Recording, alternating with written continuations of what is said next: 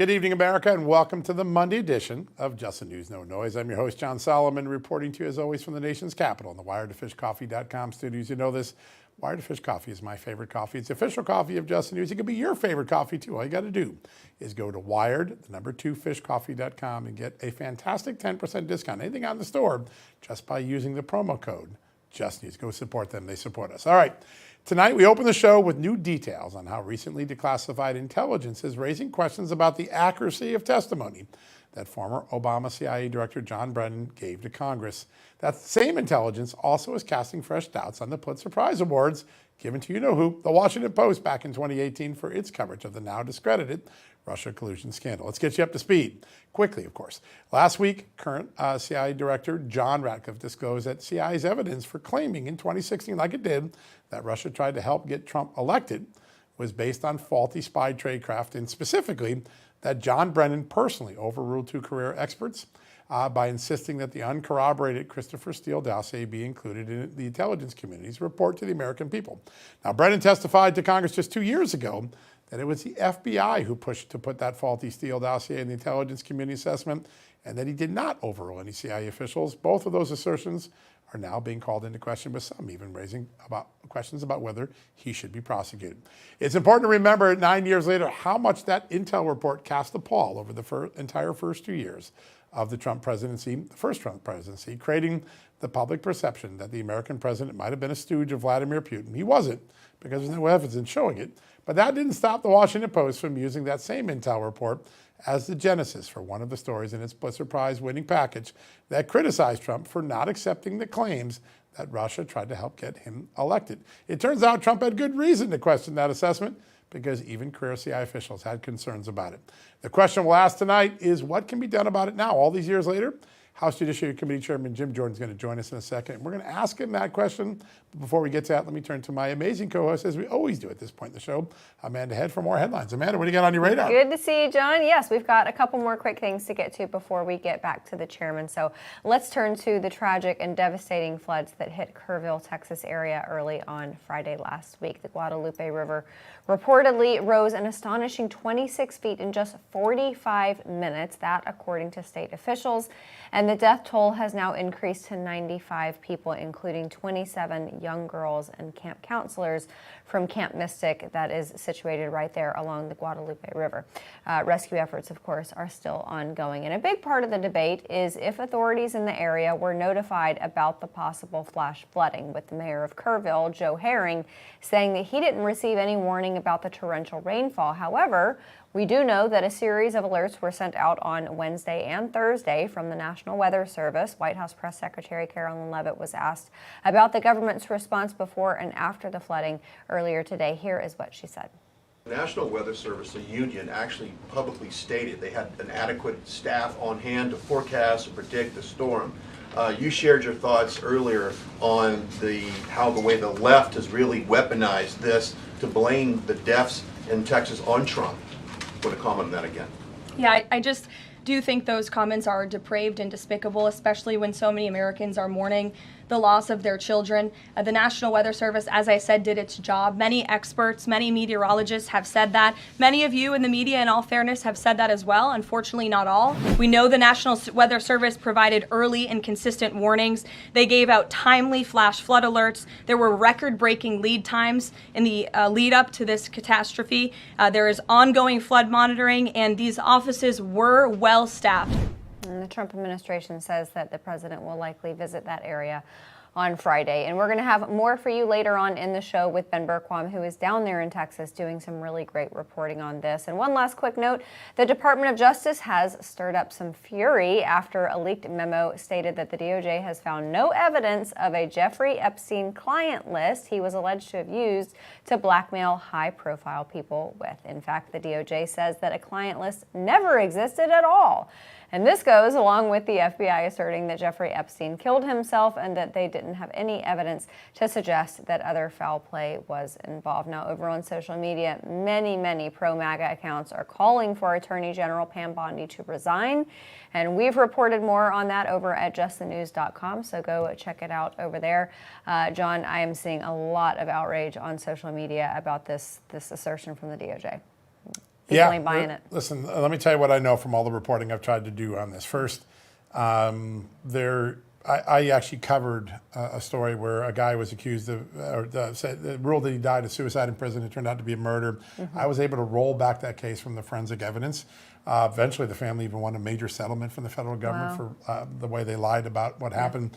There isn't that same evidence in this case. You just don't see the sort of things forensically or in the timeline that suggests that everybody I've talked to who's looked at the video footage and what happened, there was negligence in the prison. Maybe they turned a blind eye because they knew he might be killing himself or something. But they don't seem to have anything that would suggest someone went in there and strung him up and killed him. So that's just, the facts are the facts, and I try to stick to them as a reporter. The second part of this, and I was always a little perplexed when Pam Bondi claimed that she had the client list on her desk, because it's not the way, from everybody I interviewed around Epstein, the way he worked. He did have a black book of all the phone numbers and contacts, and we know who his friends are, and that black book's been made public there. A guy like him is not going to write down and say, politician A paid me 10 grand. It just doesn't work that way, because he knows how dangerous it is to write it down. And I just think that the expectation was raised higher. I'm not, listen, I'm always open to the idea there's a cover up, and I'm always digging. And we never stop digging here at American Mayor's Voice and Just the News. But my reporting kind of tracks what the Justice Department is saying. I think the unfortunate thing is that an expectation was raised by Pam Bondi, and it wasn't there, and I think she probably should have been more careful in the words. We know what happened with those binders. It was kind of an awkward moment for the Justice Department. It didn't need to be that way. No, but I have to think that Pam Bondi, as Attorney General, if she didn't have the goods at that time, that was a major, major overpromise. She had to have calculated what that would look like to the American people. Or not. Maybe that's the problem. She should have calculated. Maybe that's it. Well, we're going to have a lot more. There's going to be a lot more debate for weeks to come. Indeed.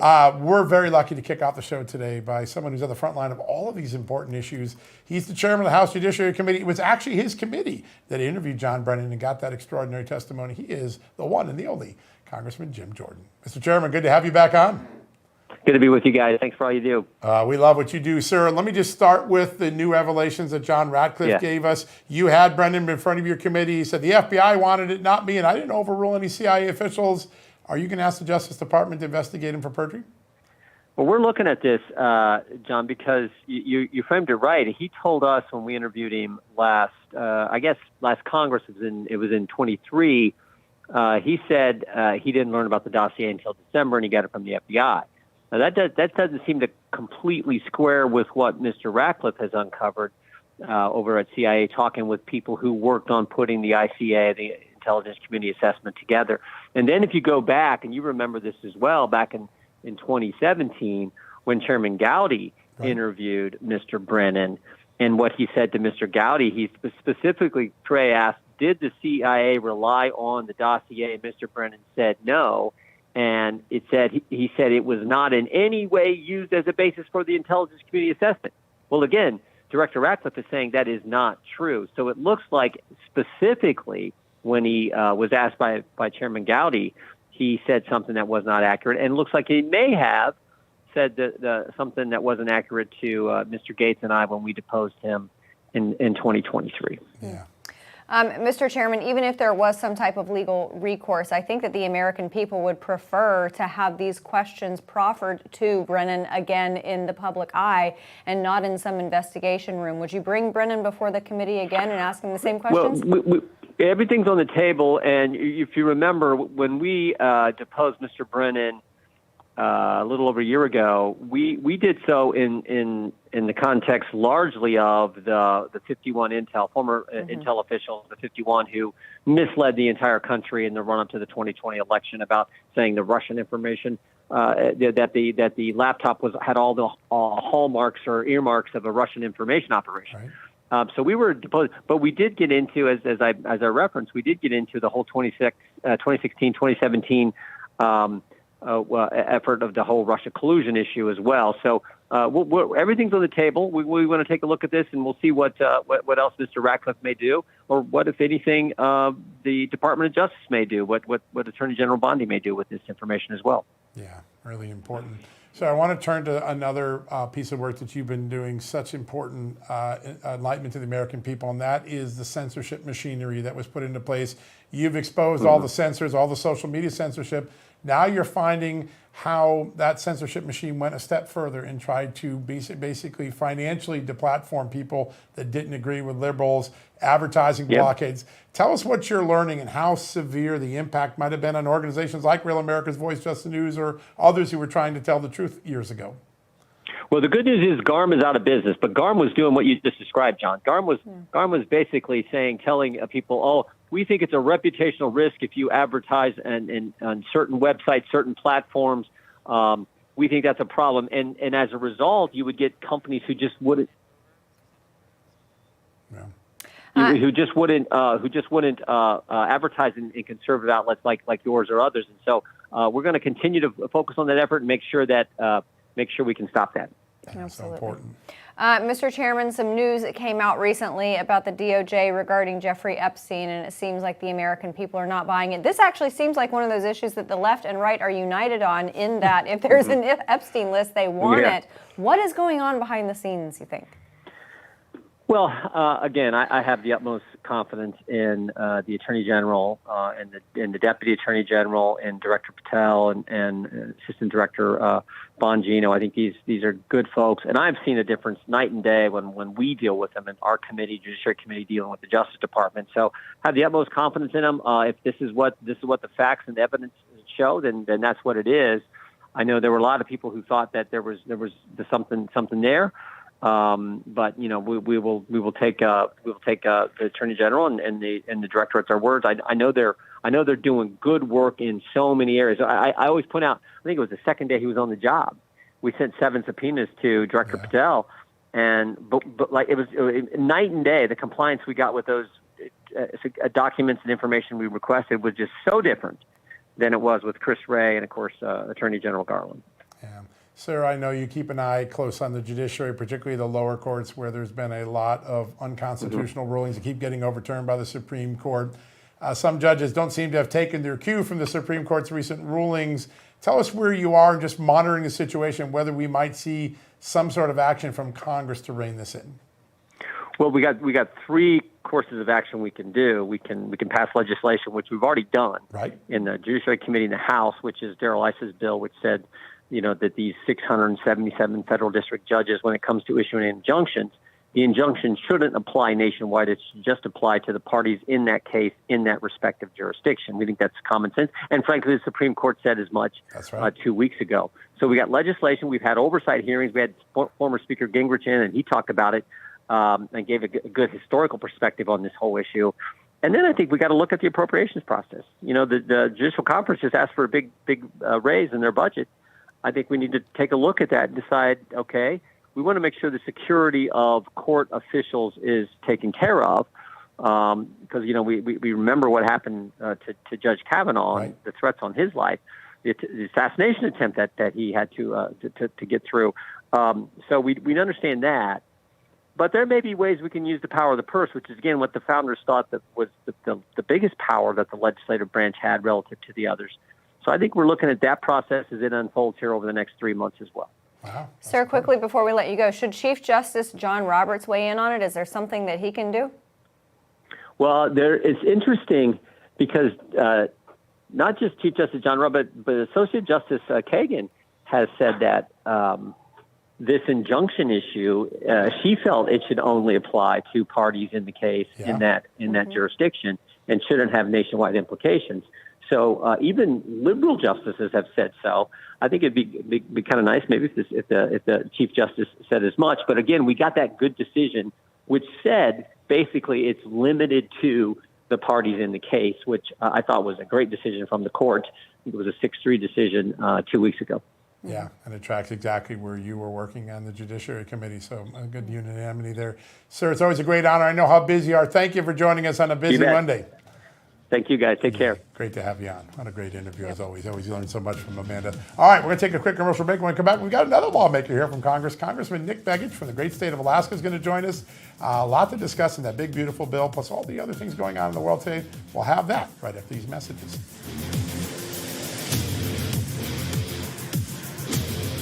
Hey folks, you might be wondering, when's the right time to start adding collagen to my diet? How about today? Collagen production starts to dwindle in your 20s, and by the time you hit your 50s like me, it's decreased, and it contributes to wrinkles, sagging skin, and joint discomfort. Now, Native Path Collagen can help. It's packed with only type 1 and 3 collagen fibers, the ones your body needs most for healthy joints, for healthy skin, bones, hair, nails, and also, believe it or not, your gut.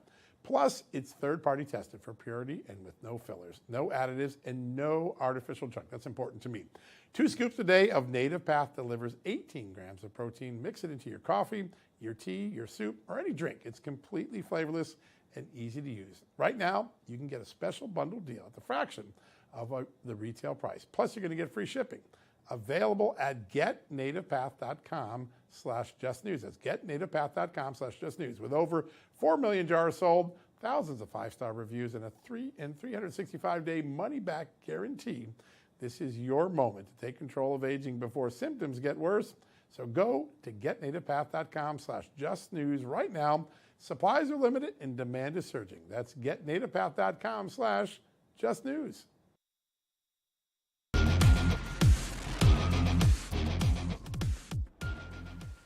Welcome back to Just the News, No Noise. That big, beautiful bill met its July 4th deadline set by President Trump, and it is now the law of the land, and it couldn't have gotten done without a key vote flip in the Senate. That would be from Alaska Senator Lisa Murkowski deciding to vote for the bill after she had initially signaled that she might not. So with us now to discuss part of the reason why Senator Murkowski voted for the bill and the impact that it's going to have now that it is law is Congressman Nick Begich from Alaska. Congressman Begich, thanks so much for being with us.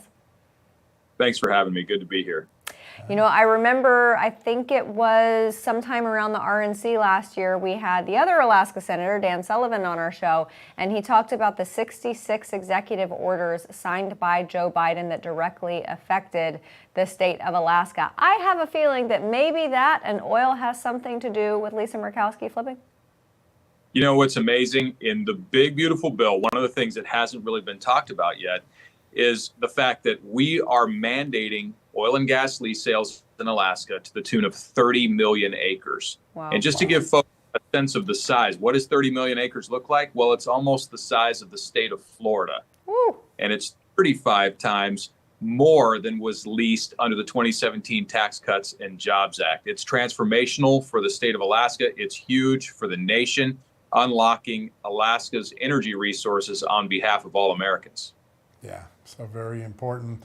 Now, just a few minutes ago, a federal judge, Just the News is reporting this right now, a federal judge has blocked the Planned Parenthood defunding that was in the One Big Beautiful Bill. It was Congress's intention. They passed it. Here's another district judge getting in the way. I'd like to get your reaction to just how these judges have been acting on so many of these cases recently. Well, and as our chairman, Jim Jordan, just mentioned in the previous segment, you know, we have a serious problem with activist judges across the country that are exceeding their jurisdictional authority. And the Supreme Court just ruled, look, you don't have the authority to make nationwide injunctions within your district. And I think this is one more example where this is going to have to run up the courts to the Supreme Court, where they're going to continue to have to tell these district judges, look, your scope of authority is limited. And I think they made the right decision in that 6-3 decision recently. And it seems as though they're going to have to continue to make those same judgments as it pertains to these district courts. Yeah. Congressman, last week we had a number of members of Congress come on the show, and they sounded disappointed with some of the changes that the Senate had made and had indicated that they thought that the timeline of Friday might come and go without the bill getting passed. Obviously, that didn't happen, so that's good. But as far as the provisions in there that were changed or altered or added or taken away by the Senate, I know that compromise can sometimes be painful, but maybe it's a little less painful now that the House seems very interested in utilizing rescission going forward. Do you anticipate that's going to be something to lessen the brunt of the blow of those compromises? I do think we need to continue to look at rescissions. We saw the first rescissions package actually move through the House before the budget reconciliation package was passed. And I'm hopeful that that's the first of many. We saw a number of items identified through the DOGE work stream that need to be removed from the approved budget. And only Congress can do that through the rescissions process. We're told that the administration has been queuing up additional rescissions packages, and I know that my colleagues in the House are looking forward to reviewing those packages and reducing the size and scope of government where there's waste, fraud, and abuse. Yeah, plenty of work ahead on that front, but a good start. When people forget that this big, beautiful bill is probably the largest single reduction in the size of government in a long time. And so it's a good start and lots more runway to keep going. I want to turn to the revelations from John Ratcliffe, the CIA director, last week, that the intelligence community knew that its intelligence community assessment claiming that Trump was being helped by Russia to win the election was faulty. John Brennan specifically is accused in that report, with the evidence backing it up, to overrule the career people who didn't want the Steele dossier included in that. We look back, I know it's 9 years ago, but it's left a large shadow over the intelligence community. Your thoughts on what we learned and how we're going to fix it going forward? Look, I think what we've seen is that leadership at times within the intelligence community has prevented the rank and file of that community who has access to the raw data from presenting that data to the American people. And the intelligence community has become a political weapon of the left, utilized both in the 2016 election and the 2024 election. We saw it in 2020 as well. And when we saw the laptop from hell with Biden's son, we were told that was Russian disinformation. Nothing could have been further from the truth. That was his own behavior on full display to the entire nation. And we saw the intelligence community wrap their people around that narrative, and it was straight up false. And so additional work needs to be done within the intelligence community to ensure that the information flowing from our intelligence sources is nonpartisan and is accurate and is vetted. And unfortunately, in these last several years, we have not seen that. And I'm very hopeful that under the Trump administration, we'll be able to clean that out, restore confidence in our intelligence community's analysis packages. And when that's presented to the American public, there'll be confidence that what we're getting is the truth. Yeah, so hugely important. Congressman, I want to tie that in with the distrust that still persists today, because whether you're talking about that whole saga with Brennan and Clapper and Comey and Weissman and that whole cast of characters, now we are dealing with a DOJ who is asserting that the Epstein files don't exist, there was no client list, and even though this administration, the FBI under Kash Patel and the DOJ under Pam Bondi, I think they are doing their best to be transparent and to get the truth out to the American people, but they're dealing with that past distrust. How do they walk that tightrope between getting the American people what they need and deserve to have as Americans to know out of their government, but also, doing their jobs and making sure that they are protecting what needs to be protected?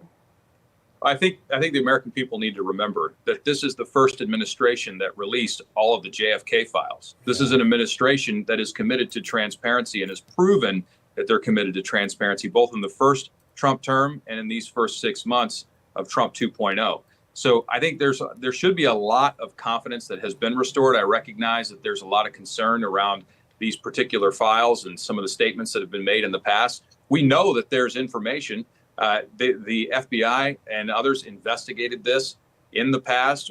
It resulted in a conviction of Jeffrey Epstein and his co-conspirator in all of this. And so we know that there are files. We know that there is information. And I say, look, reveal that information to the American public. Present to the American public what's available. I have high confidence that the Trump administration is committed to transparency based on what we have seen in this administration as it relates to other files and other promises that have been made. And I'm sure that they are working diligently to go through all of the information that is available and present that to the public. Yeah, that's definitely what we all need and want. Sir, before I let you go, I know you serve on House Natural Resources. There was a fun posting on X from the Energy Department last week. Drill, mine, build, and then repeat. And it just gave us a sense of just how much the world has changed. The key word there is mining. We haven't had a lot of mining opportunities in the last 4 or 5 years, quite frankly, in the last decade or two. How important are the Trump's reforms to mining and getting mining started in America again to the future of our economy? It's absolutely crucial. When you think about China, they have weaponized their own supply chain. They have restricted our ability to access rare earth minerals and certain critical minerals like gallium and germanium and antimony. And these are things that are necessary in the high-tech industries, are necessary for national defense. Unfortunately, we've allowed China to control, in some cases, 100% of the refining capacity of these critical minerals. We have to restore our ability to refine and produce those minerals here at home.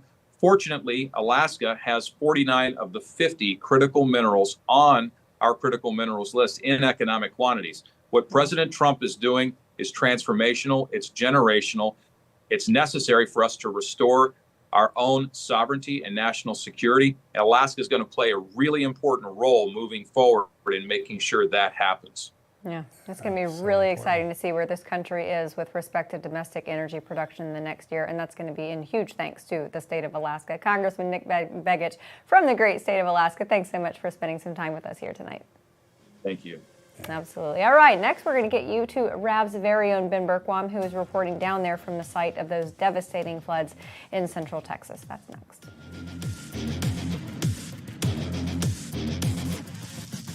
Hey folks, if you're a homeowner like me, you need to listen to this.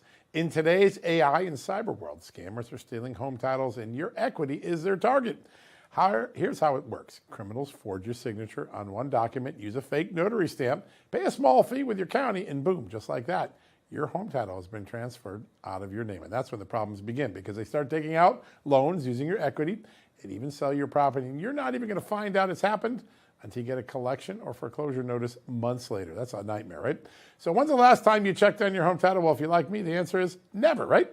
You need to do something about that right now. That's why I've partnered with Home Title Lock, so you can find out today if you're already a victim. Use my promo code JTN at HometitleLock.com, and you'll get a free title history report and a free trial of their $1 million triple lock protection. That's 24/7 monitoring of your title, urgent alerts to any changes that might happen, and if fraud does happen, they'll spend up to $1 million to fix it. That's a good deal. Find out why I trust Home Title Lock. Go to HometitleLock.com and use the promo code JTN. That's HometitleLock.com, promo code JTN.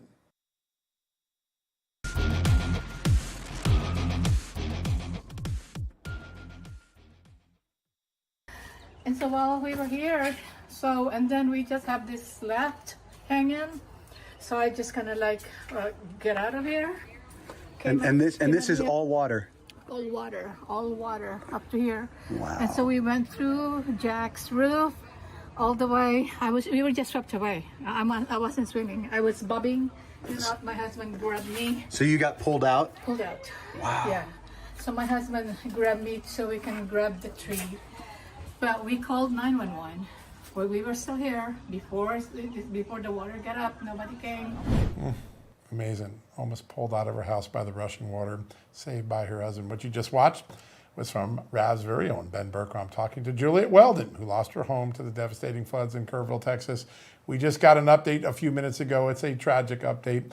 The death toll from those floods are now over 100, more than a quarter of them young children who are at a camp. Joining us now to discuss more of what he's seen on the ground, reporting for Real America's Voice, our very own Ben Bergquam. Ben, good to have you on. I wish it was under different circumstances, though. Yeah, as do I. This is, I've been struggling with it all weekend as a dad of 3 young girls. This is, what you fear the most. And you almost have no words. And unfortunately, that number is going to continue to rise. Total number of missing is, they're not releasing it. But when I asked this morning, they said they weren't going to release a number. I said dozens. Are we talking dozens or hundreds? They said it's bad.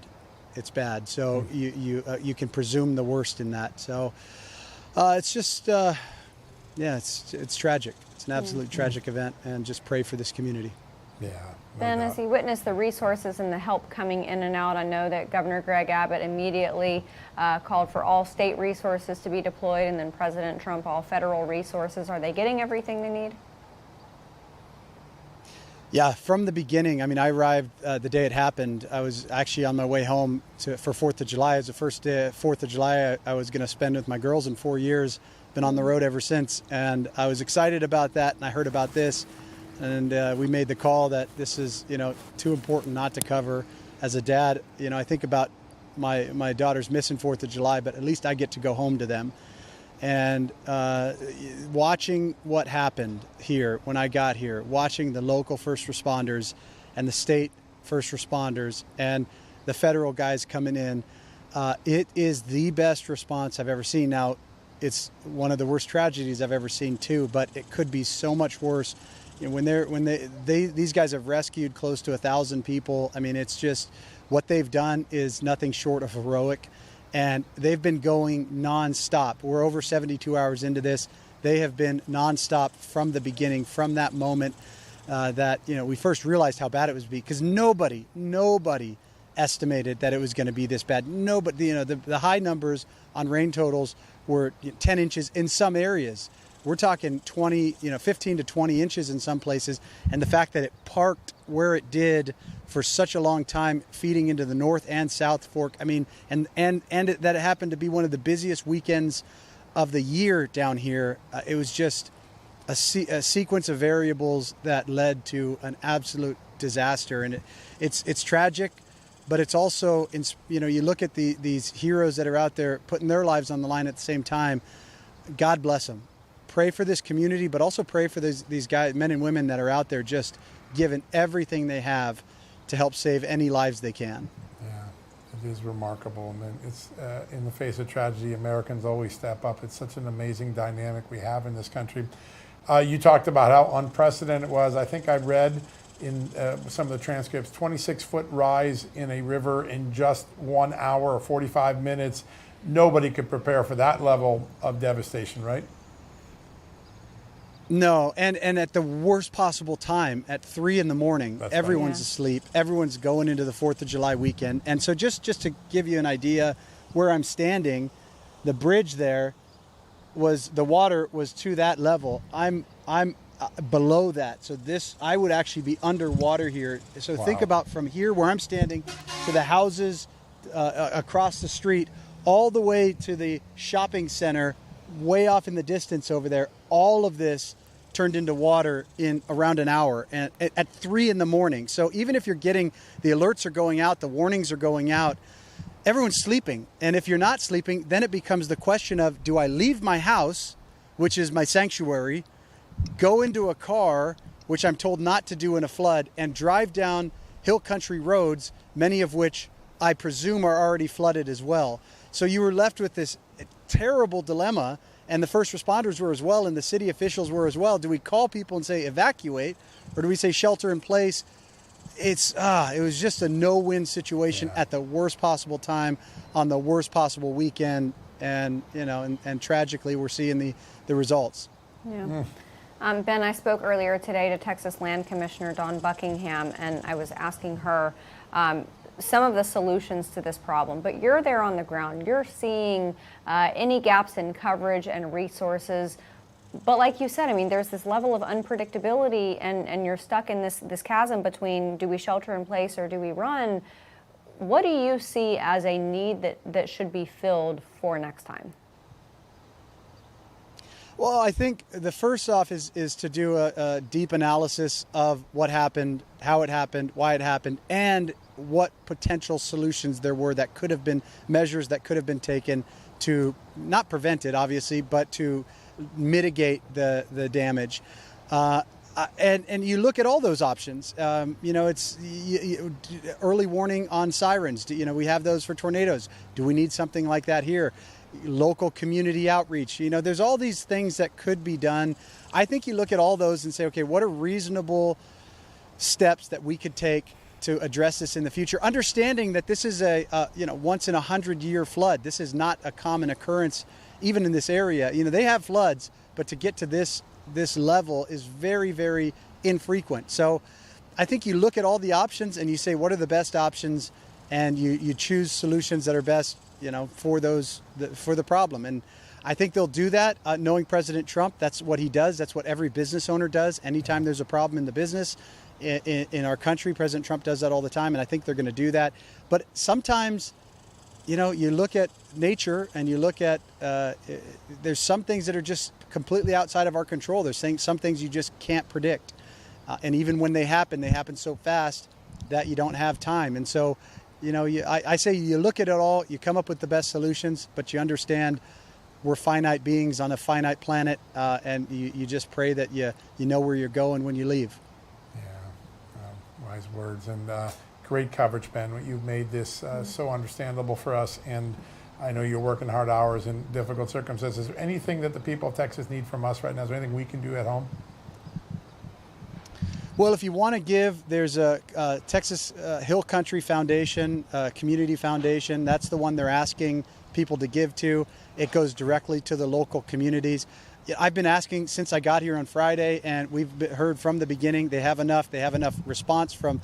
They have enough people on the ground doing the searches. They have enough food. They have enough, all of the supplies. But this is not a day problem, a week problem, a month problem. This is a year's problem.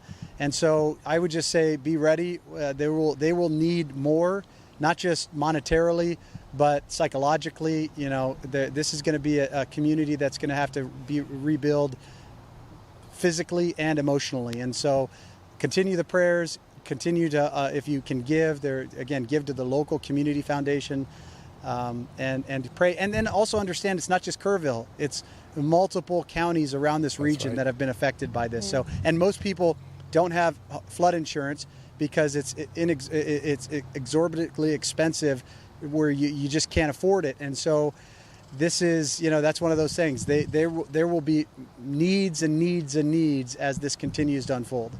Yeah. Wise words, and great coverage has always been. You do such a great job on the most dangerous assignments. We're grateful for your work here and the time you spent with us today. Thanks for doing it. Thanks. All right, folks, we're going to take a quick commercial break. Next, President Trump signed an order last week that is supposed to help make America beautiful again. We'll tell you how the president plans to do that right after these quick messages.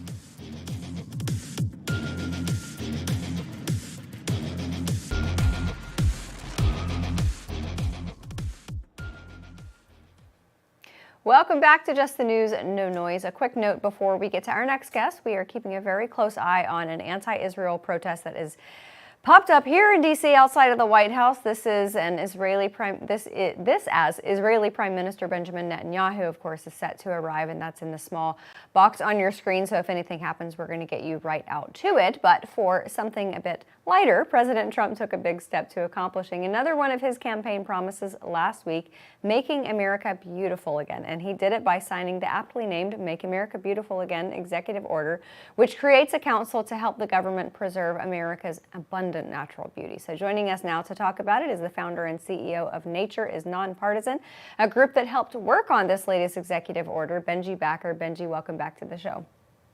It is great to be here. Thanks so much for having me. Absolutely. All right. I know you are intimately knowledgeable on what all this entails. Tell us about, because we got MAGA, MAHA, and now we got MABA.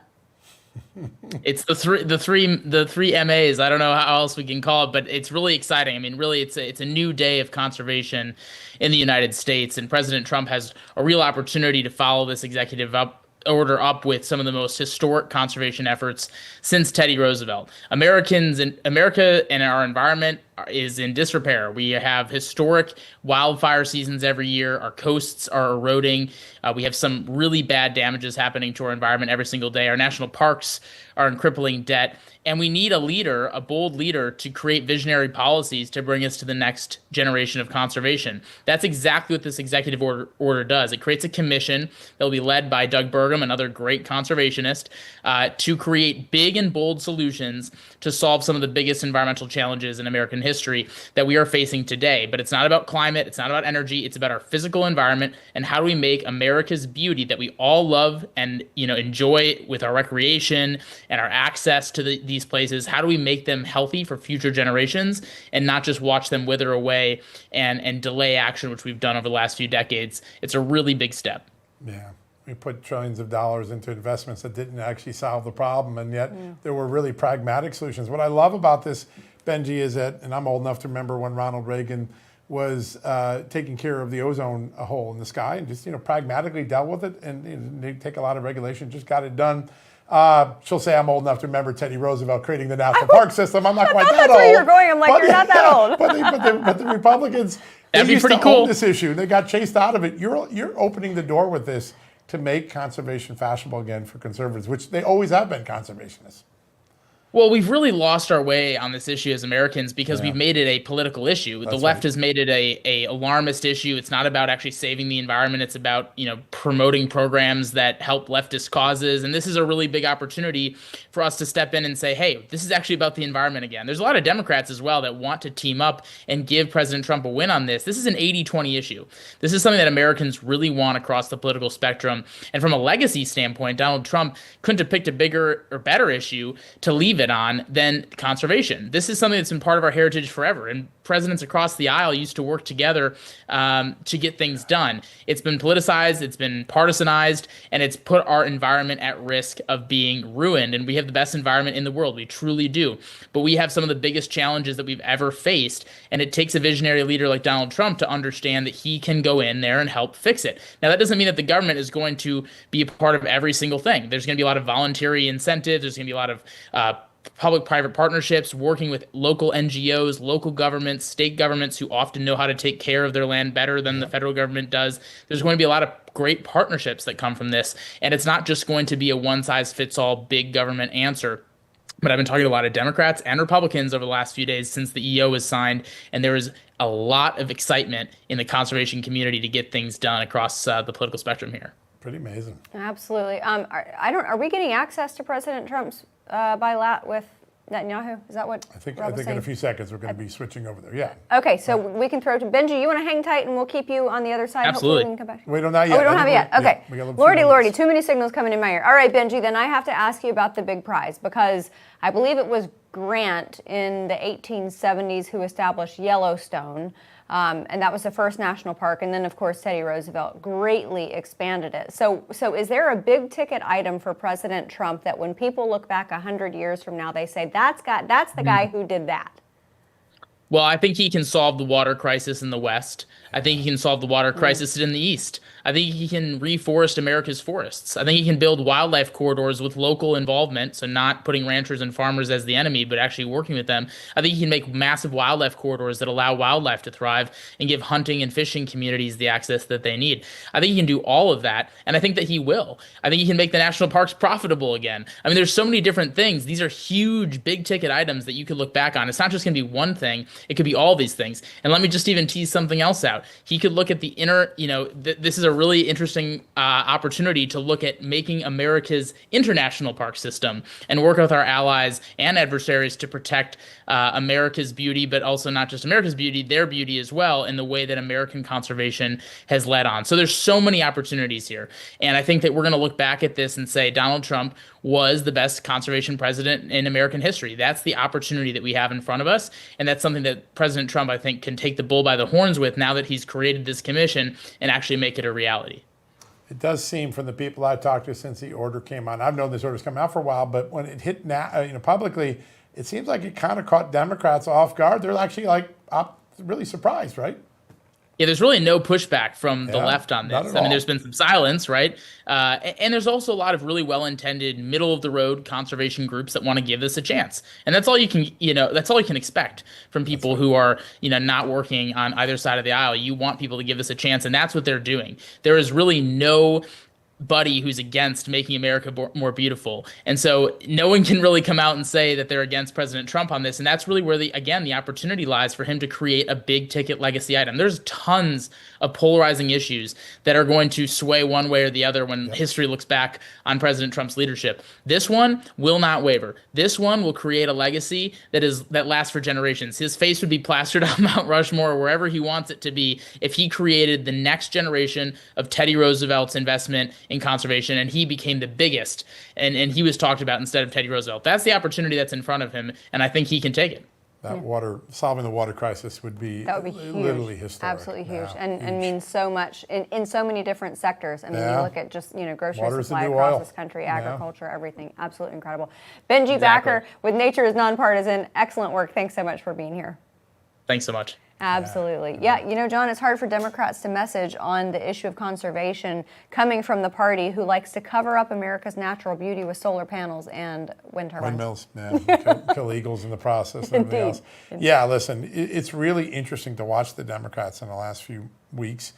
They're suddenly re-embracing nuclear, which they shut down, like New York and California. Now they're going back. Yeah. It really is remarkable to see how much their failure has been recognized by the public, and now how they're beginning to internalize it and moving away from the things that spent trillions of dollars and wasted it of our tax dollars. We're going to stay here. We're going to blow the break because we think President Trump's going to come out with the Israeli Prime Minister Benjamin Netanyahu. Before we get to that, I had a chance earlier today to talk to Fred Fleitz. You and I, good friends with him. Yep. Really one of the great security minds. He said something really profound.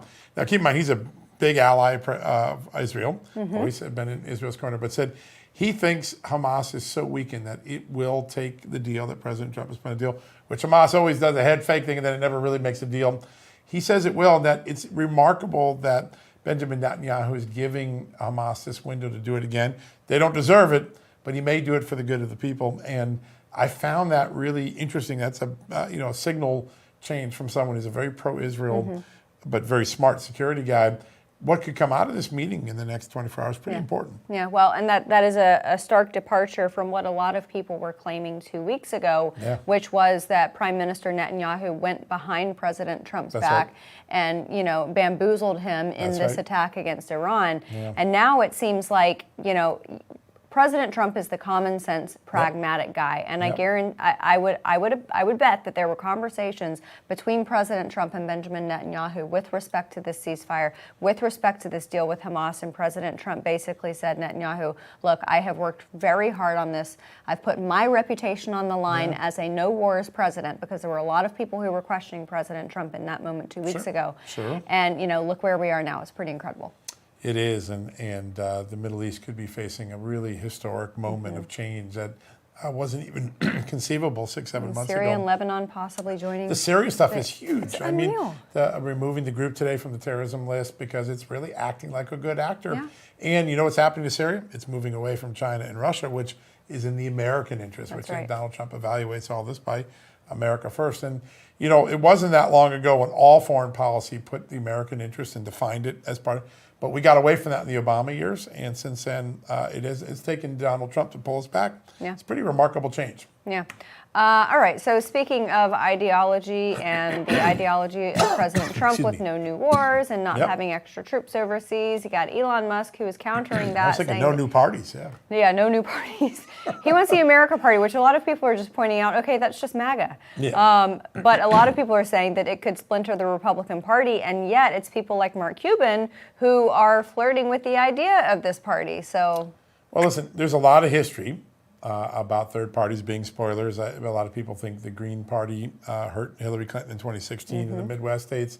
Ross Perot irrefutably cost George H.W. Bush the presidency in '92, allowing Bill Clinton to come in.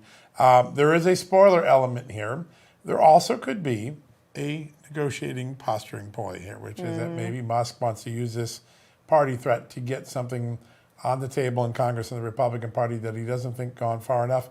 And that is spending cuts. And I have a funny feeling that Donald Trump is working on what Elon Musk wants, and Elon Musk just hasn't seen it yet.